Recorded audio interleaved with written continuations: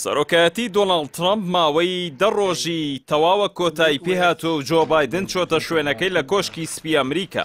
بەڵام دۆسەی ئەتۆمی ئێران بە هەڵواسراوی ماوەتەوە و دیار نییە چی چارەنووسێک چاوەڕوانی پەیوەندیەکانی هەردوو وڵات دەکات. هەرچەندە ساڵی 2015 دیموکراتەکان بە سەرۆکایەتی باراک ئۆباما ڕێکەوتنی 5-1 ئەتۆمی لەگەڵ ئێران ئیمزا کرد. بەڵام ئاماژە سەرەتایەکان لە ئیدارەی نوێی ئەمریکاوا دەردەخەن کە واشنتن هەمان سیاسەتی دۆناڵد ترامپ دەگرێتە بەر دوای ئەوەی لەگەڵ تاران گەیاندبووە مریشکە ڕەشە. لە نوێترین کاردانەوەی تاران بەرامبەر بێهەڵوێستی ئیدارەی جۆ بایدن، محەممەد باقر قالیباف سەرۆکی ئەنجومەنی شوڕای کۆماری ئیسلامی ئێران داوای لە بایدن کرد دەست بەجێ سەرجەبە و ڕێکار و سزایانەی لە دژی تاران گرتوویانەتە بەر لە کاتی سەرۆکایەتی دۆناڵد ترامپ هەڵوەشێنرێتەوە، نەک مەرج لەسەر ئێران دابنێت.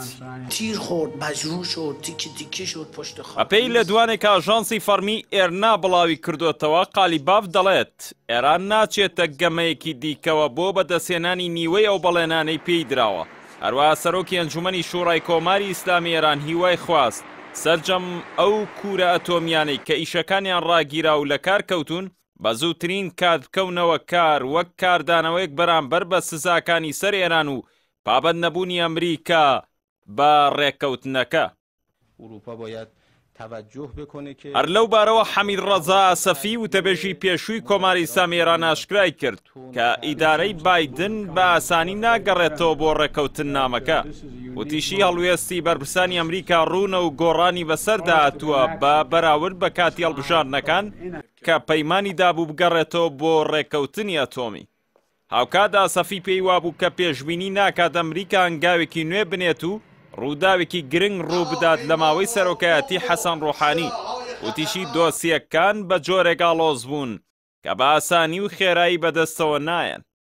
ئەمەڵوێستەی بەرپرسانی ئێران لە دوای ئەوە دێت کە لێدوانی چەند بەرپرسێکی ئەمریکا ئەوە نیشان دەدەن دۆسیەی ئەتۆمی ئێران کاری لە پێشینەی ئیدارەی بایدنە، بەڵام ئەوەیان پەیوەست کردووە بە چەند مەرجێکەوە کە پێ ناچێت تاران پەسەندیان بکات.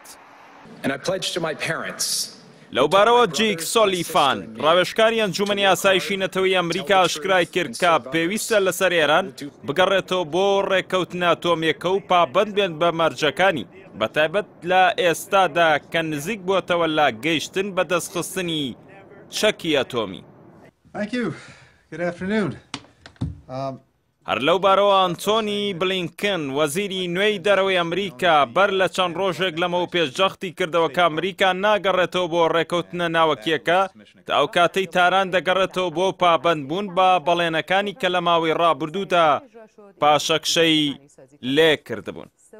وتیشی ئەگەر ئێران گەڕایەوە بۆ ڕێکەوتنەکە، ئێمەش پابەندیەکەی هەڵدەسەنگێنین بزانین تا چەند ڕازگۆیە، بەڵام ئەوە کاتێکی زۆری پێویستە، بۆیە ئێستا هەردوو لامان لە یەک دووری. لە کۆتاییشدا بلینکن وتی ئێمە لەگەڵ هاوپەیمانەکانمان گفتوگۆ دەکەین بۆ ئەنجامدانی ڕێککەوتنێکی درێژخایەن لەگەڵ ئێران. Yeah, well, really look forward to that, but not tomorrow.